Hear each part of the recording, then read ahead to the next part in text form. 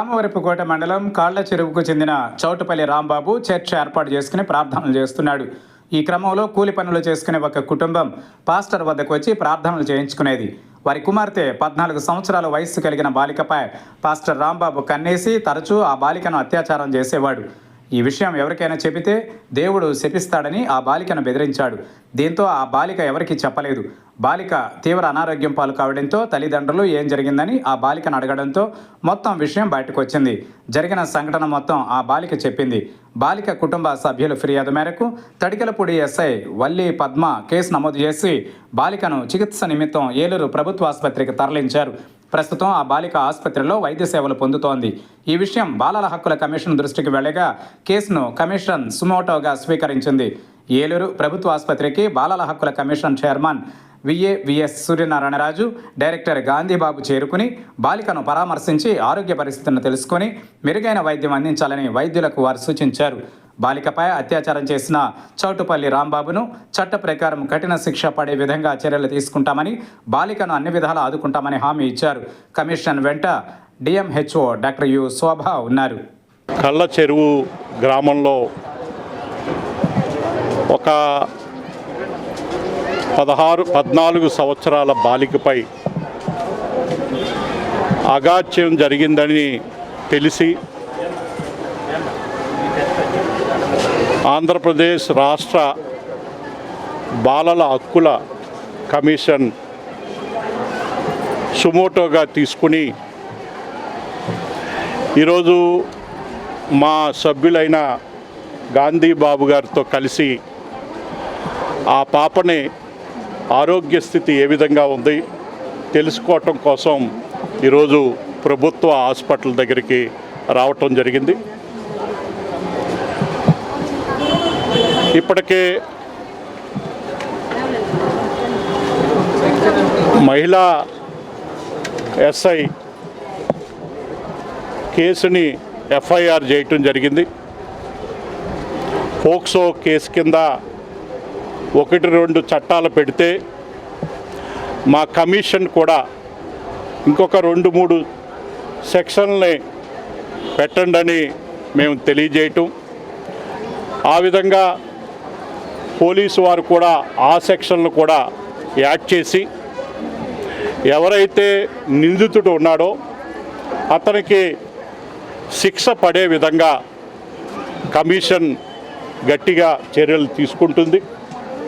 అలాగే ఇప్పుడే ఆ పాపను కూడా పలకరించటం, ఇమీడియట్గా ఆ పాపకి నష్టపరిహారం ప్రభుత్వం వైపు నుంచి ఇవ్వాలని ఆదేశించటం జరిగింది కమిషన్.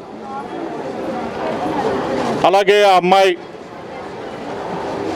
చదువుకోవటానికి రాబోయే రోజుల్లో చదువుకోవటానికి ప్రభుత్వ హాస్టల్లో చదివించే ప్రయత్నం ప్రభుత్వం కూడా చేసే విధంగా కమిషన్ ఆదేశించటం జరుగుతుంది. అదేవిధంగా ఇప్పుడే డాక్టర్స్తో తెలుసుకోవటం, రివ్యూ చేయటం జరిగింది.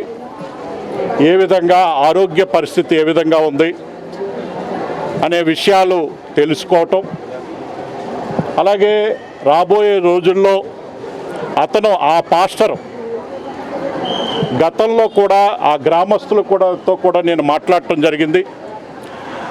గత 10 సంవత్సరాల క్రితం ఒక అమ్మాయిని ఈ విధంగా ప్రలోభ పెట్టే సమయంలోనే గ్రామస్తులు అడ్డుకుని ఆ రోజు అతన్ని వారించటం జరిగిందని, కానీ అతను మళ్ళీ అదే విధంగా ఈరోజు ఈ బాలికపై అఘాయిత్యం చేయటం జరిగింది. అందువల్ల ఆ నిందితుడు ఎవరైతే ఉన్నాడో పాస్టర్ పేరేంటో చవటపల్లి రాంబాబు,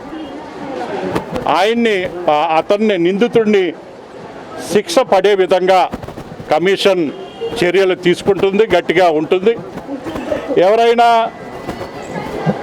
కమిషన్ ఈ సంఘటన నీరుగార్చాలనే ప్రయత్నం ఎవరు చేసినప్పటికీ కూడా వారి మీద కూడా చర్యలు తీసుకునే విధంగా కమిషన్ గట్టిగా ఉంటుందని ఈ సందర్భంగా తెలియజేస్తూ నిందితుడికి చట్టపరంగా అతను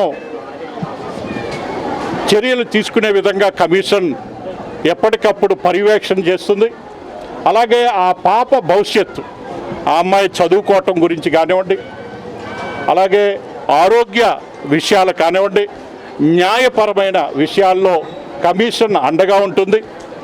అలాగే నష్టపరిహారం ఇప్పించే విషయంలో కూడా రాష్ట్ర ప్రభుత్వాన్ని వెంటనే ఆదేశించి నష్టపరిహారం ఇచ్చే విధంగా కమిషన్ చర్యలు తీసుకుంటుంది. మేము చెబుతూ ఉన్నాం, ఇటువంటి సంఘటనలు అనేక సంఘటనలు జరుగుతూ ఉన్నాయి. కానీ పరువు గురించో తల్లిదండ్రులు బయటికి చెప్పుకోలేని పరిస్థితి ఉంది.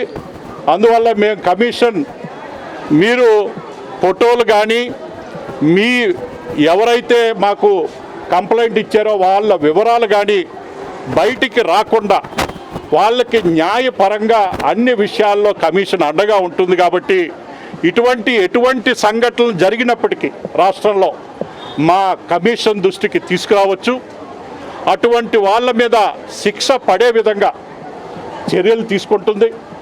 అలాగే తల్లిదండ్రులు కూడా మేము విజ్ఞప్తి చేస్తూ ఉన్నాం, సామాజిక సేవ పేరుతో కానీ మత ప్రబోధ పేరుతో కానీ మీద పిల్లలని ఈ విధంగా చేసే వ్యక్తులు కూడా సమాజంలో ఉంటారు. అటువంటి వ్యక్తుల పట్ల జాగ్రత్తగా ఉండాలి. పిల్లల యొక్క భవిష్యత్తును దృష్టిలో పెట్టుకుని తల్లిదండ్రులు కూడా ఆ విధంగా ఆలోచించాలని ఈ కమిషన్ తెలియజేస్తూ ఉంది. ఎఫ్ఐఆర్ నమోదైన వెంటనే 25,000 రూపాయలు ఇవ్వాలి. అది ఇప్పుడు అడగటం జరిగింది. ప్రాసెస్ ఇప్పుడే మొదలు పెడతామని చెప్పారు. వెంటనే తక్షణం ఆ 25,000 రూపాయల నష్టపరిహారం ఇవ్వాలని, అలాగే ఈ కేసు ప్రూవ్ అయిన తర్వాత పాపకి 5 లక్షల వరకు ప్రభుత్వం నుంచి నష్టపరిహారం రావాల్సి ఉంటుంది. అందువల్ల ఈ కేసు త్వరగా, ఈ రాష్ట్రంలో అనేక కేసులు లేట్ అవుతూ ఉన్నాయి, కోర్టు విషయాల్లో తీర్పులు లేట్ అవుతూ ఉన్నాయి. దానివల్ల నష్టపరిహారం కూడా అందటం లేదు. అందువల్ల ఈ సత్వరమే ఈ కమిషన్ వచ్చి 40 రోజులు మాత్రం అయింది. అటువంటి కేసులు కూడా ఏమున్నాయి రాష్ట్రంలో, వాళ్ళకి వెంటనే లాభం జరిగే విధంగా ఏదైతే తీర్పులు త్వరగా ఇవ్వాలని మేము కమిషన్ నుంచి కూడా గౌరవ జడ్జిలకి, జిల్లా జడ్జిలకి తెలియజేస్తాం. రాబోయే రోజుల్లో ఇటువంటి కేసుల్లో నష్టపరిహారం ఇవ్వాల్సిన అందరికీ కూడా నష్టపరిహారం వెంటనే ఇచ్చే విధంగా కమిషన్ ప్రయత్నం చేస్తుంది.